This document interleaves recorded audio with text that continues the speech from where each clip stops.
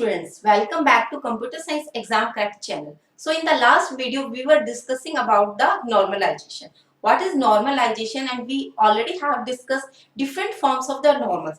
1NF, 2NF, 3NF, BCNF or 4NF and 5NF. So today we are going to discuss what is 1NF, first NF form. A relation R is said to be 1NF, said to be in 1NF only if no multi-valued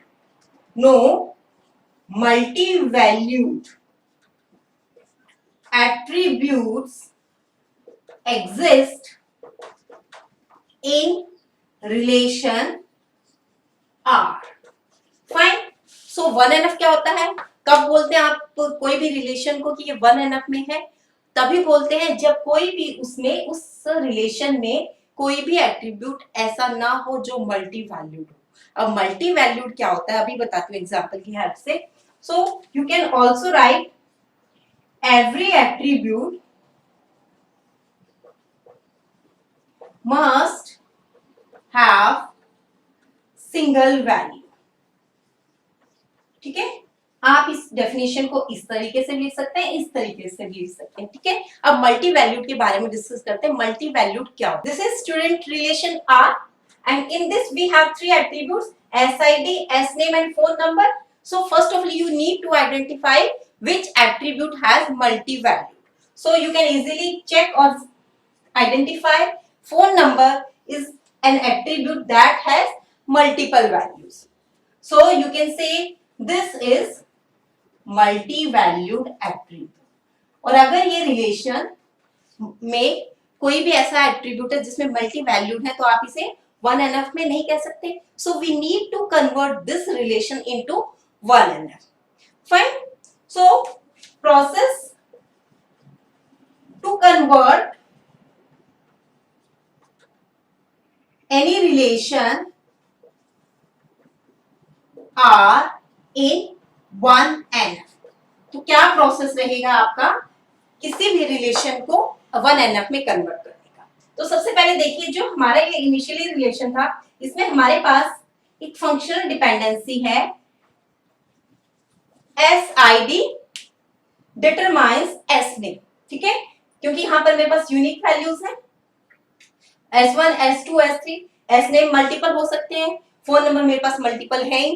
तो यहां पर क्या है कि SID मेरी primary की है जिसकी हेल्प से मैं आइडेंटिफाई कर पा रही हूं SNAME को. So this is functional dependency. Fine.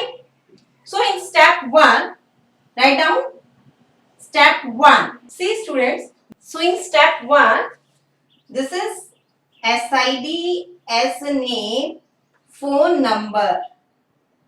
Fine. Can I write in this way? S2B P3, S3B P4 और this is S2 and this is S3C P5. ठीक है, तो फर्स्ट स्टेप में क्या करना है आपको हर एक एट्रीब्यूट का जो भी एट्रीब्यूट आपके पास मल्टी वैल्यू था उसको कन्वर्ट करके सिंगल वैल्यूज में लेकर आना है. अब जो हमारी कैंडिडेट की बनती है वो क्या बनती है? SID implies phone number. ठीक है, क्यों? क्योंकि यहाँ पर S1 एक बार फोन नंबर 1 को डिटरमाइन करेगा, एक बार फोन नंबर 2 को डिटरमाइन करेगा. ठीक है, similarly S2 P3 and P4 को, सिमिलरली S3 P5 को. No for the time being SID determine phone number. This is our candidate key. अब ये जो रिलेशन है हमारा ये 1NF में तो है, लेकिन अब स्टेप 2 क्या कहता है? We can't change functional dependency. ठीक है, हमने क्या किया था? फंक्शनल डिपेंडेंसी ये बना दी थी, लेकिन 1NF के अंदर हमने क्या है कि फंक्शनल डिपेंडेंसी को आप चेंज नहीं कर सकते. जो हमारा इनिशियली था SID डिटरमाइन SNAME, यही आपकी फंक्शनल डिपेंडेंसी रहेगी. क्यों रहेगी? क्योंकि SID is not a super key.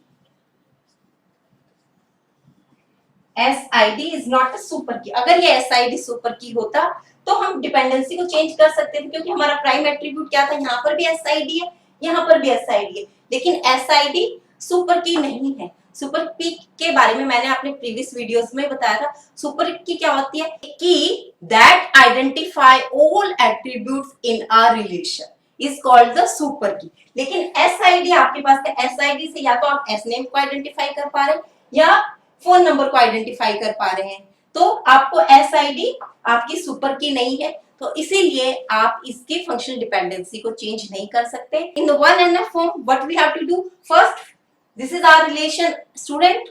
In student initially we need to identify which attributes has multiple value. आपने फोन नंबर को आइडेंटिफाई कर लिया, phone number multiple valued attribute है।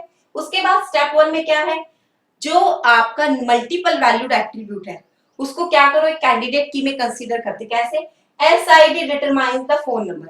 अब हमने क्या किया, इस रिलेशन से एक कैंडिडेट की बनाई है, SID इंप्लाई फोन नंबर। अब कैंडिडेट की बनाने के बाद क्या हो गया, आप इसको इजीली इस तरीके से लिख सकते हैं, क्योंकि S1 एक बार डिटरमाइन कर रहा है फोन नंबर P1 को और एक बार डिटरमाइन कर रहा है P2 को। सिमिलरली S2 डिटरमाइन कर रहा है P3 को, S2 डिटरमाइन कर रहा है P4 को। तो कहने का मतलब क्या है कि आपका एक जो सिंगल वैल्यू है SID में, वो एक सिंगल वैल्यू को ही डिटरमाइन कर रही है। तो इस केस में आपकी कैंडिडेट की बन गई।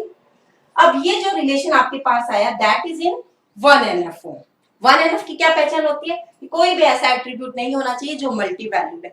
अब आपने मल्टी वैल्यूड की कंडीशन यहाँ पर फुलफिल कर दी, but in second step you need to check this SID is a super key or not. If this is super key, then you need not to change. Otherwise, you can't change functional dependency. Okay, so we can't change functional dependency. Initially क्या था आपका, SID determine S name, तो यही functional dependency आपकी इस relation में भी exist होनी चाहिए। आप इस dependency को use नहीं कर सकते, क्यों? क्योंकि SID आपका super key नहीं है। Why we need to convert the multi-valued attribute in a single value attribute? देखिए क्यों, क्योंकि सबसे पहले क्या होता है, हमारे पास यूजर से रिक्वायरमेंट आती है, ठीक है। रिक्वायरमेंट के according we make ER diagrams, then from the ER diagrams we perform normalization and then particular relation is in RDBMS, ठीक है। ये सीक्वेंस होता है हमारा। जो ER डायग्राम होते हैं, it allowed multi valued attribute, ठीक है, ये अलाउड है, ठीक है। लेकिन हम बात कर रहे हैं नॉर्मलाइजेशन की, 1NF की। तो नॉर्मलाइजेशन की फर्स्ट कंडीशन ही क्या है कि not allowed multi valued attributes, ठीक है। तो इसीलिए 1NF के अंदर आपको मल्टी वैल्यूड एट्रीब्यूट्स को रिमूव करना है, ठीक है। तो इसलिए हमें मल्टी वैल्यूड एट्रीब्यूट्स को रिमूव करने के लिए फर्स्ट नॉर्मल फॉर्म की जरूरत पड़े। There are some important points that need to remember. One is columns must have atomic values. Fine. And second point is columns must have different column names. Third point is every column must have values according to its type.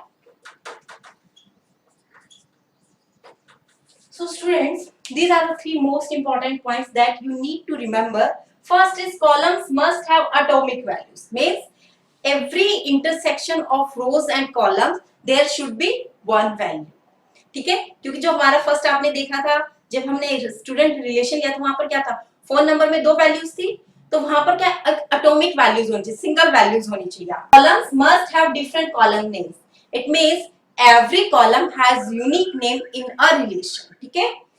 Every column must have values according to its type. Yes, this is most important point. इसमें क्या कहना चाहता है कि आपके पास जैसे 3 attributes है, SID, S name और फोन नंबर। ऐसा नहीं है कि आप SID में S name इंसर्ट कर दो, S name में फोन नंबर इंसर्ट कर दो, तो आपको वही वैल्यूज इंसर्ट करनी है पर्टिकुलर कॉलम में जो जिसके लिए वो पर्टिकुलर कॉलम बना हुआ है, ठीक है। तो आप उसमें डिफरेंट वैल्यूज को एंटर नहीं कर सकते, ठीक है। एक और point, row order doesn't matter, ठीक है। जो रो का ऑर्डर है, रो को आप ऊपर नीचे कर सकते हैं, जैसे S1 A P1 था, S1 A P2 था, इन रोज को आप इंटरचेंज कर सकते हैं, इससे कोई इफेक्ट नहीं होगा। बट ये जो पॉइंट्स है इनका आपको ध्यान रखना पड़ेगा। This is 1NF। Today we have discussed 1NF. What is 1NF and how we will convert a particular relation in 1NF. Fine. So in the next video we will discuss 2NF.